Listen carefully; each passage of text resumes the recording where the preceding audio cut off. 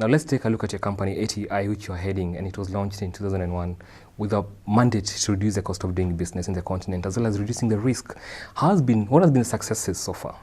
Of course, most investors, when they come into Africa or any other, third world countries where they're afraid of the political risk and, risks which are not normally covered by the normal insurance companies, they would rather not, come to invest in that country because they don't want, unless of course they want to take the risk of doing the business without being covered. But ATI's products have been available, particularly to cover, risks like expropriation, currency transfer restrictions, political violence, which of course, as you know, is very rampant, in Africa, particularly after elections, and of course, what happened in Egypt and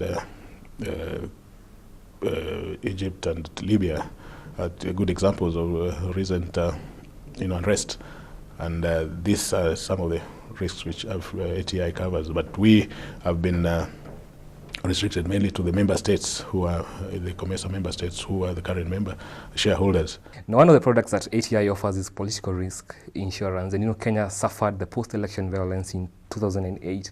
How important is this product in enhancing as well as promoting trade in the continent? We find that most company people who want to do business in Africa and they cannot cover themselves, will find that they shouldn't be doing any business. So in terms of promoting trade, I think we make sure that investors and the people who are trading in Africa are covered. For instance, if you trading, doing cross-border trading, and you find that a country where you have supplied or you're trading with, and there's this violence, you might not be able to get your money back because maybe the person you're supplying to would go under because there's been some riots, or rather there's been political violence which would make them unable to pay you, for instance. And so those are some of the non-payment covers we give, and it covers trade. Now, just last month, Africa Development Bank as well as ATI came together and signed a 15 million equity deal. Please shed more light on this investment.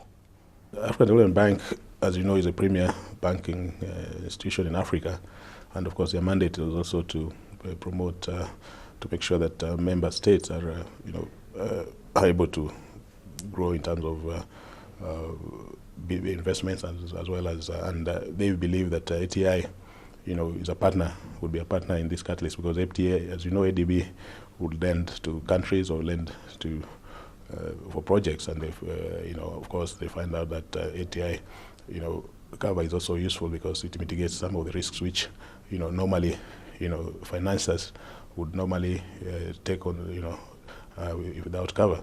So I think ATI's investment in ADB's investment in ATI is an endorsement that ATI is doing a good job in Africa. Now, access to credit is one of the prime concerns for SMEs in the continent. What's ATI's business strategy in promoting SMEs within Africa? I think on the SME side, I think our mandate mainly has not been on the MSA with the SMEs, but I think that's an area we're looking at closely. But lucky enough, I don't know whether you're aware that there's a company called African Guarantee Fund, which has been established recently, by, ADB supported it, and of course the government of Spain, I believe, and one or two other, European governments who have put in a seed fund for them to operate. They're based here in Kenya, where, so their main mandate is to cover SME financing, and we'll be working with them closely to make sure that we're able to either co-insure or reinsure with them, those SMEs risks. Lastly, George, we know ATI is in a number of countries in Africa. You're in East Africa as well as in Malawi and Zambia. Are you looking at expanding operations within the continent, and what next for you? Yeah, ATI, I think, initially was set up with a mandate to cover whole of Africa, but obviously it wasn't easy to get all the countries together, in one go. So the strategy was to start with East Africa, COMESA states, who are the first original shareholders or initial shareholders, and then moved on to this was 7 countries, East Africa and part of Southern Africa. Then obviously we recently Ghana, and Benin have already signed on. So we're just trying to finalize the membership.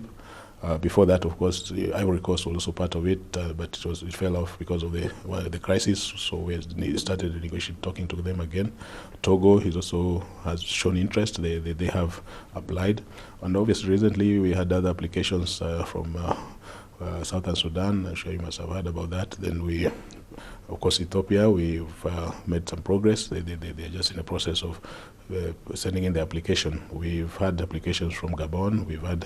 So in short, we're really expanding. We're talking to Nigeria closely. So I see it in the next 3-4 years as having more than triple the member states.